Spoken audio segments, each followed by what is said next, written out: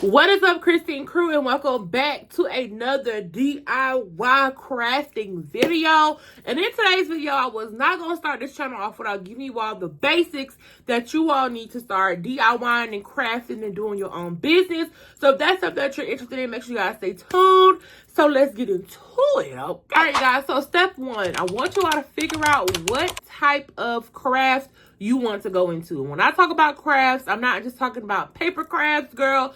You have t-shirts, jewelry, you got purse charms, you have shoes, like it's so much that you can get into when it comes to crafting. So what I want you to do is sit down and figure out what spikes your interest. The best thing about crafting and starting a crafting business is finding something that you can enjoy doing time after time after time again, okay?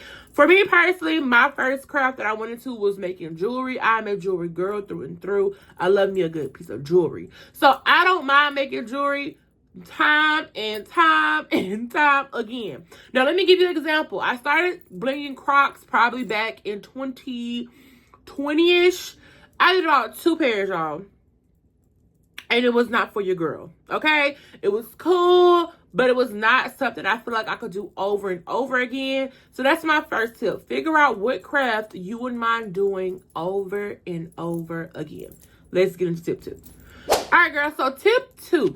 When you're going into a new craft, especially if it's a business and not just something you're doing for fun, I need you to sit down and do the research and figure out what gaps are included in this particular niche or product, okay? And what I mean by that is, so say for instance, you want to do jewelry.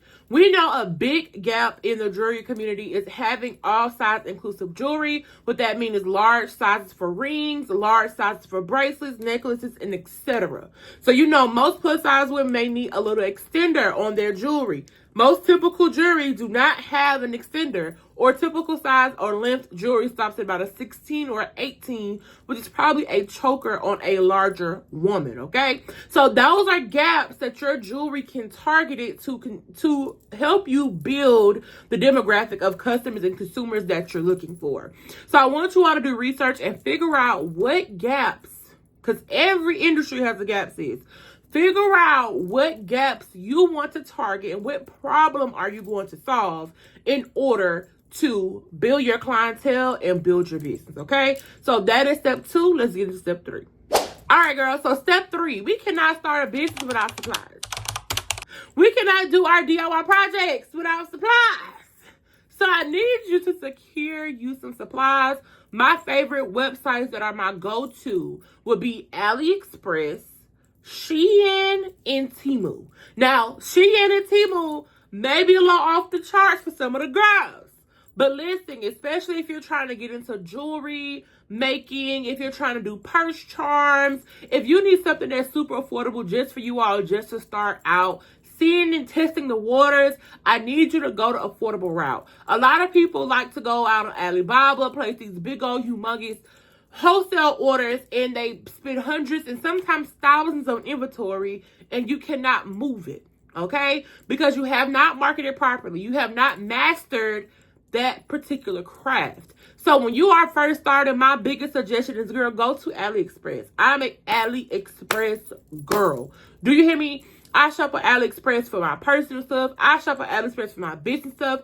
And you can also find different vendors on AliExpress. Girl, send them a message. If this particular project or craft pops off for you and you need your stuff a little bit quicker or you need more, send a message to those vendors and those suppliers and reach out and see if they offer wholesale or buying in bulk. So if you guys want to do a whole video on how to start a business with Temu and Shein and all that, let me know in the comments, because I will definitely do a video on that. But since we need to secure supplies, you need to secure affordable supplies, because number 1, you are learning. Number 2, again, it's something new to you. And number 3, we are not in the business of wasting money. We are in the business of making money.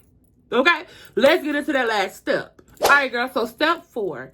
This is kind of like a step 4 and step 5. Number 1, I need you to figure out what your budget is going to be and stick to it.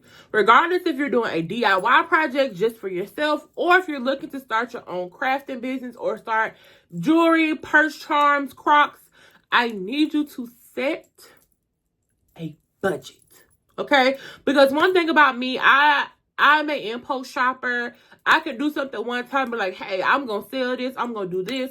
So I'm going to spend all this money and invest it into starting this particular thing. And then once I get bored with it, I just stop. And I'm sitting on inventory and money has gone down the drain.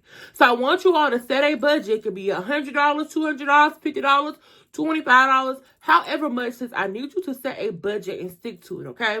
Because this is super duper important. As a crafter, we are also creatives, and we see different things that we know we can do or can try to do. And once we do it and we execute it one time, we think it's something we're going to be doing forever. It is never always that, okay? So that's step 4. Okay, now step 5. I want you all to find something that you're truly passionate about. People can tell you all the time when it comes to business or crafting, or it's not no money in crafting, when it truly is. When you are passionate about a particular topic or a particular type of item and you know how to sell it, you know how to push it, you will do well. But I also want you all to know, being in crafting and DIY type business, sis, it's not going to pop off overnight, okay? I'm going to do a whole separate video about how to market it and show you guys marketing techniques and tips that you all can use for your crafting business. But I want you to keep in mind, even if you're not getting a lot of sales that you want, or the money is not rolling in like you think, this is why it's super duper important to have the passion for what you're doing. Okay? Because when you don't have the passion for it and you're in it just for the money, once it does not work out, or you set a certain time period of, oh, I'm going to do this for a month. If it don't go my way, I'm going to quit. That's not the mindset you need, sis. You need to be able to have the passion so you can keep pushing through all those hard times. All businesses have hard times. And especially when you're just starting, sis, it's going to be a little bit harder than normal, okay? So these tips are helpful. Make sure you guys subscribe to the channel. I want to try to keep all my videos short and brief. We're going to get to the point over here. I'm not going to hold you, the girl, too long. So if you guys are not following Christine Creations on social media, make sure you guys follow us on Instagram and TikTok at Christine Creations 22. If you're interested into shopping our charm bar, make sure you guys follow Charm by Christine on Instagram and TikTok, okay, girl? If you need ebooks, e-guides, you need some help, one-on-one classes, all that is offered at the link below. We have e-guides as low as $6.99. If you need a charm vendors list, it is $35. Sis, get it. Start that business, okay?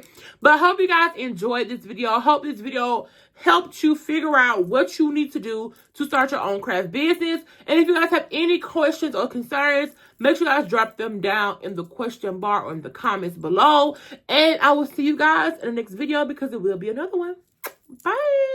Turn off my lamp, drive me crazy. So